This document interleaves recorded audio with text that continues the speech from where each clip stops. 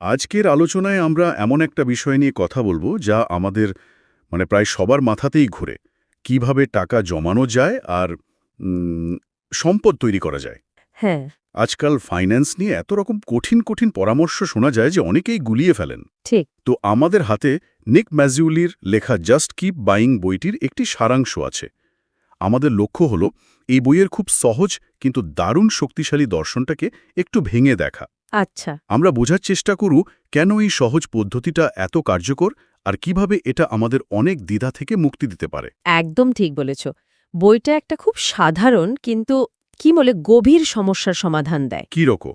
বেশিরভাগ মানুষ ভাবে বিনিয়োগ করার জন্য একটা সঠিক সময়ের অপেক্ষা করতে হবে। হ্যাঁ, বাজার কখন পড়বে বা কখন উঠবে এই চিন্তা। ঠিক। আর এই চিন্তা করতে করতে তারা এমন একটা দ্বিধায় আটকে যায় যে শেষ পর্যন্ত কোনো সিদ্ধান্তই নিতে পারে না। যাকে বলে প্যারালাইসিস বাই অ্যানালাইসিস। একদম। আজকের আলোচনায় আমরা দেখব কিভাবে এই দ্বিধা কাটিয়ে একটা ধারাবাহিক আর প্রায় স্বয়ংক্রিয় পদ্ধতিতে নিজের আর্থিক লক্ষ্যে পৌঁছানো যায়। চলুন তাহলে শুরু করা যাক। আচ্ছা, ধরুন একজন চাকরিজীবী, ধরা যাক তার নাম অনিক। তার কথা ভাবি। হুম। অনেক ভাবছে কিভাবে বিনিয়োগ শুরু করবে। তার মাথায় হাজারটা প্রশ্ন। তো বইয়ের প্রথম পরামর্শ অনুযায়ী অনিকের প্রথম কাজটা কি হবে? আচ্ছা, সারাংশ অনুযায়ী প্রথম এবং সবচেয়ে গুরুত্বপূর্ণ ধাপ হল সঞ্চয়ের হার বাড়ানো। সঞ্চয়ের হার? হ্যাঁ, আর এখানে একটা মজার বিষয় আছে। অনেকেই ভাবেন সঞ্চয় মানেই কৃপণতা করা, মানে জীবনের সব আনন্দ বাদ দেওয়া। হ্যাঁ, এটা একটা সাধারণ ধারণা। কিন্তু বইটা এই ধারণাকে পুরোপুরি পাল্টে দেয়। এখানে মূল ফোকাসটা প্রতিদিনের ছোট ছোট খরচ, যেমন 1 কাপ কফি কম খাওয়ার উপর নয়। তাহলে ফোকাসটা কোথায়? ফোকাসটা হলো সঞ্চয়ের হারে, অর্থাৎ অনেক তার আয়ের কত শতাংশ সঞ্চয় করছে সেদিকে নজর রাখা। ও আচ্ছা। ধরা যাক অনেক মাসে 50,000 টাকা আয় করে। সে যদি 5,000 টাকাও জমানো শুরু করে, তার মানে তার সঞ্চয়ের হার 10%। হুম। পরের বছর বেতন বাড়লে সে যদি সঞ্চয়ের পরিমাণ বাড়িয়ে 11% বা 12% করে, তাহলেই আসল কাজটা হবে। এটা অভ্যাস তৈরির বিষয়, নিজেকে বঞ্চিত করার নয়। তার মানে ব্যাপারটা হলো ছোট ছোট খরচ নিয়ে মাথা না ঘামিয়ে বড় চিত্রটা দেখা। এটা তো বেশ স্বস্তির কথা। তাই তো। কারণ প্রতিদিনের খরচের হিসাব রাখতে গিয়েই তো অনেকে হাঁপিয়ে ওঠে। একদম। তাহলে সঞ্চয় তো হলো প্রথম ধাপ, কিন্তু ওই জমানো টাকাটা নিয়ে অনেক কি করবে? এখানেই তো বইয়ের মূল মন্ত্রটা চলে আসে, তাই না? হ্যাঁ, এখানেই আসে। Just keep buying. একদম। এই জাস্ট কিপ বাইং বা শুধু কিনে চলা ধারণাটাকেই বলা হয় dollar cost averaging. Dollar cost averaging? এর মানে হল বাজারের অবস্থা যাই হোক না কেন, শেয়ারের দাম বাড়ুক বা কমুক, অনেক প্রতি মাসে একটা নির্দিষ্ট পরিমাণ টাকা, ধরা যাক সেই 5,000 টাকা, বিনিয়োগ করে যাবে। কোনো কিছু না ভেবেই। কোনো চিন্তা না করে, কোনো ভবিষ্যৎবাণী করার চেষ্টা না করে। এটা অনেকটা ফোনের বিল বা বিদ্যুৎ বিল দেওয়ার মতো একটা নিয়মিত অভ্যাসে পরিণত হবে। কিন্তু এটা শুনতে যতটা সহজ, বাস্তবে করা কি ততটা সহজ? যখন খবর দেখাচ্ছে যে বাজার 30% পড়ে গেছে, নিজের জমানো টাকার পরিমাণ কমতে দেখা যাচ্ছে, হুম। তখনও কি শান্ত থেকে কিনে যাওয়া সম্ভব? এটা কি মানুষের স্বাভাবিক প্রবৃত্তির বিরুদ্ধে নয়? খুব গুরুত্বপূর্ণ একটা প্রশ্ন। আর হ্যাঁ, এটা আমাদের স্বাভাবিক প্রবৃত্তির একেবারে বিরুদ্ধে। তাই তো। যখন বাজার পড়ে যায়, আমাদের ভেতরের ভয় আমাদের বলে, সর্বনাশ, সব টাকা ডুবে যাবে, এখনই যা আছে বিক্রি করে দাও। আর যখন বাজার ওপরে ওঠে? তখন লোভ বলে, এই তো সুযোগ, সব টাকা লাগিয়ে দাও, রাতারাতি বড়লোক হয়ে যাবে। ঠিক। ভয় এবং লোভ। এই দুটো আবেগই বিনিয়োগকারীদের সবচেয়ে বড় শত্রু। ডলার কস্ট অ্যাভারেজিং এই আবেগতাড়িত সিদ্ধান্তগুলো থেকে আমাদের বাঁচায়। কিভাবে? কারণ পুরো প্রক্রিয়াটি স্বয়ংক্রিয় আর নিয়মমাফিক। আপনি যদি মাসের 5 তারিখে বিনিয়োগ করার সিদ্ধান্ত নেন, তাহলে প্রতি মাসের 5 তারিখে আপনার টাকা বিনিয়োগ হয়ে যাবে। সেদিন বাজার ওপরে গেল না নিচে তা নিয়ে ভাবারই দরকার নেই। একদম। এর মানে এটা আমাদের নিজেদের আবেগের হাত থেকে নিজেদেরই রক্ষা করার একটা সিস্টেম। কিন্তু এর কি কোনো গাণিতিক সুবিধেও আছে? অবশ্যই আছে।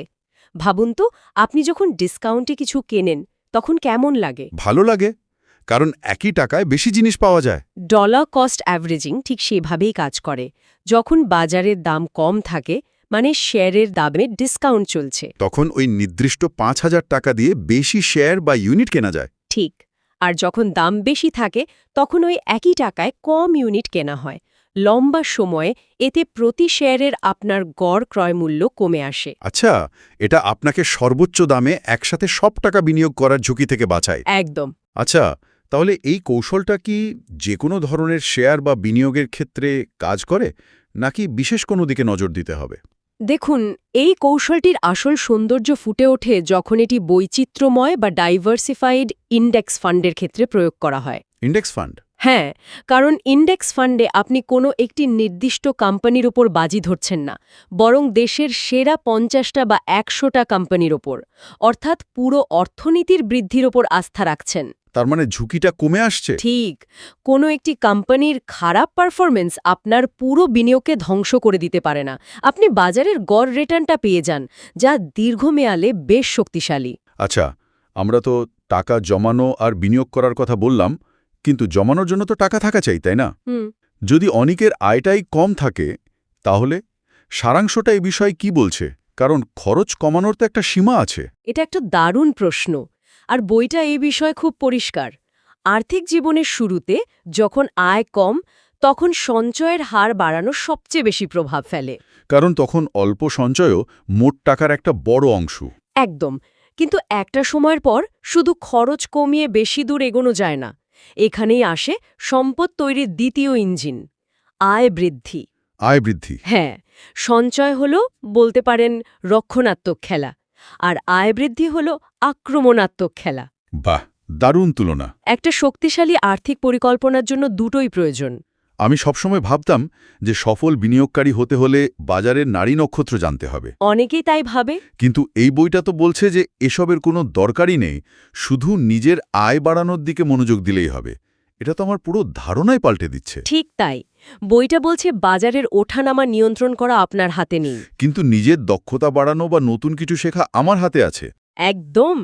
সারাংশে এর কয়েকটি উপায়ের কথা বলা হয়েছে, যেমন নিজের চাকরিতে আরও ভালো পারফর্ম করে প্রমোশন পাওয়া, নতুন কোনো দামি দক্ষতা অর্জন করা, অথবা সাইড ইনকাম বা পার্ট টাইম কোনো কাজ শুরু করা। হ্যাঁ, এটা ব্যক্তিগত উন্নয়নকে সরাসরি আর্থিক বৃদ্ধির সাথে যুক্ত করে।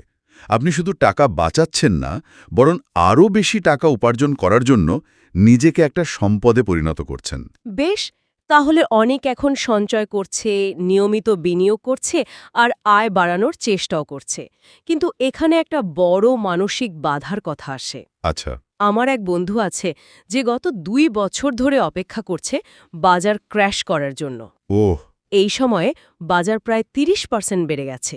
সে এখন আফসোস করছে যে অপেক্ষা না করে শুরু করলেই ভালো হতো। এই মার্কেট টাইমিংয়ের ফাঁদ থেকে বেরোনোর উপায় কি? আপনার বন্ধুর গল্পটা আসলে লক্ষ লক্ষ বিনিয়োগকারীর গল্প, তাই না? হ্যাঁ।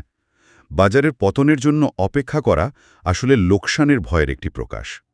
মানুষ লোকসানকে লাভের চেয়ে অনেক বেশি জোরালোভাবে অনুভব করে।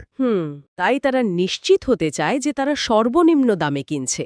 কিন্তু মজার বিষয় হল, ডেটা দেখায় যে বাজারের সেরা দিনগুলো প্রায়ই সবচেয়ে খারাপ দিনগুলোর পরে আসে। তার মানে যারা পতনের ভয়ে বেরিয়ে যায় তারা লাভের সুযোগটাও হারায়। ঠিক তাই। যে বিনিয়োগকারী পতনের ভয়ে বাজার থেকে বেরিয়ে যায়, সে হয়তো পরের সপ্তাহের সেই 10% লাভের সুযোগটাই হারিয়ে ফেলে। অর্থাৎ সেরা হওয়ার চেষ্টা করতে গিয়ে তারা ভালো হওয়া থেকেও বঞ্চিত হয়। তাহলে পরামর্শটা কি? বইজাত পরামর্শ খুব সহজ। বাজারে টাকা ঢোকানোর সেরা সময় নিয়ে চিন্তা করার চেয়ে বাজারে কত লম্বা সময় ধরে টাকাটা থাকছে সেটা অনেক বেশি জরুরি। আর এই মানসিক বাধার অন্য দিকটাও তো আছে, তাই না? কোনটা? ব্যয়ের অপরাধবোধ। অনেকেই টাকা সঞ্চয় করতে গিয়ে জীবন উপভোগ করতেই ভুলে যান। তারা দরকারি বা পানন্দের জিনিসেও টাকা খরচ করতে অপরাধবোধে ভোগেন। একদম। আর বইটা এই বিষয়ে একটা দারুণ ভারসাম্য আনা কথা বলে। টাকা জমানো বা বিনিয়োগ করার উদ্দেশ্য তো শেষ পর্যন্ত জীবনকে আরও সুন্দর করা, তাই না? অবশ্যই। টাকাকে দুশ্চিন্তার কারণ বানানো নয়। বইয়ের দর্শন হল, যে জিনিসগুলো আপনাকে সত্যিই আনন্দ দেয়, হোক সেটা ভ্রমণ, কোনো শখ বা প্রিয়জনের সাথে ভালো সময় কাটানো, সেগুলোতে বুদ্ধিমত্তার সাথে ব্যয় করা উচিত। এর জন্য একটা ফান বাজেট বা আনন্দের বাজেট তৈরি করা যেতে পারে। ঠিক। যখন আপনি জানেন যে এই টাকাটা আপনি আনন্দের জন্যেই রেখেছেন, তখন সেটা খরচ করার সময় কোনো অপরাধবোধ কাজ করে না, কারণ এটাও আপনার আর্থিক পরিকল্পনারই একটা অংশ। তাহলে যদি সবকিছুকে এক জায়গায় আনি, মূল কথাটা কি দাঁড়াচ্ছে? মানে সম্পদ তৈরির কোনো গোপন শর্টকাট বা জাদুকরি কৌশল নেই। না, নেই। আমাদের সামনে যে সারাংশটা আছে তা পরিষ্কারভাবে বলছে যে আসল কৌশলটা হলো ধৈর্য। হ্যাঁ, এবং এই ধৈর্যের পেছনের শক্তিটা হল চক্রবৃদ্ধি সুদ বা কম্পাউন্ড ইন্টারেস্ট। যাকে আইনস্টাইন নাকি বিশ্বের অষ্টম আশ্চর্য বলেছিলেন। হ্যাঁ, ব্যাপারটা অনেকটা বরফের বলের মতো। ছোট একটা বল পাহাড়ের ওপর থেকে গড়িয়ে পড়তে শুরু করলে প্রথমে ধীরে ধীরে বাড়ে, কিন্তু জমতো গড়াতে থাকে। এটা নিজের জমানো বরফের উপরে আরও বরফ জমাতে থাকে এবং খুব দ্রুত বিশাল আকার ধারণ করে। ঠিক, আপনার টাকাও ঠিক সেভাবেই বাড়ে। লাভের ওপর লাভ জমতে থাকে। প্রথম কয়েক বছর হয়তো খুব বেশি পরিবর্তন চোখে পড়বে না, কিন্তু 10, 20 বা 30 বছর পর এর প্রভাব দেখে আপনি নিজেই অবাক হয়ে যাবেন। তার মানে বইটার শিরোনাম জাস্ট কিপ বাইং, এটাই আসলে মূল কৌশল। এটাই কৌশল। এটা শুনতে খুব সহজ, কিন্তু করা বেশ কঠিন, কারণ এর জন্য কয়েক দশক ধরে ধৈর্য ধরে লেগে থাকতে হয়। মানুষ প্রায়শই জটিল সমাধান খোঁজে, কিন্তু সবচেয়ে কার্যকর সমাধানগুলো অনেক সময় এমনই সহজ হয়। আর সবচেয়ে আকর্ষণীয় বিষয় হল এই পদ্ধতিটা প্রায় প্রত্যেকের জন্যই সহজলভ্য।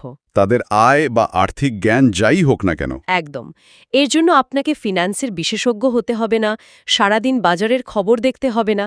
আপনার শুধু প্রয়োজন একটি ভালো পরিকল্পনা এবং সেই পরিকল্পনায় অটল থাকার মতো শৃঙ্খলা। এটা আর্থিক জগৎকে অনেক বেশি গণতান্ত্রিক করে তোলে, যেখানে শুধু বিশেষজ্ঞরা নন, সাধারণ মানুষও সম্পদ তৈরি করতে পারে। ঠিক তাই। তাহলে আলোচনাটা শেষ করার আগে আমরা যদি মূল বিষয়গুলো একবার এক নিঃশ্বাসে বলে দিই। অবশ্যই। বইটির মূল স্তম্ভগুলো হলো আপনার সঞ্চয়ের হার বাড়ানো, বাজারের পরিস্থিতি যাই হোক না কেন আবেগহীনভাবে নিয়মিত বিনিয়োগ চালিয়ে যাওয়া, নিজের দক্ষতা বাড়িয়ে আয় বৃদ্ধি করা, এবং সবচেয়ে গুরুত্বপূর্ণ হল ধৈর্যশীল থাকা এবং লম্বা সময়ের কথা ভাবা। আর্থিক সাফল্যের জন্য বাজার বিশেষজ্ঞ হওয়ার প্রয়োজন নেই, প্রয়োজন শুধু ধারাবাহিকতার। এই সারাংশটি সম্পদ তৈরি করার একটি অত্যন্ত স্পষ্ট এবং কার্যকরী পথ দেখায়, কিন্তু এটি আমাদের ভাবার জন্য একটা গভীর প্রশ্ন রেখে যায়। কি প্রশ্ন? একবার আর্থিক নিরাপত্তা তৈরি হয়ে গেলে বা সেই পথে হাঁটা শুরু হলে এর চূড়ান্ত উদ্দেশ্যটা কি? আচ্ছা, বইটা বলছে যে সেই সব জিনিসে অর্থ ব্যয় করা উচিত যা আনন্দ দেয়।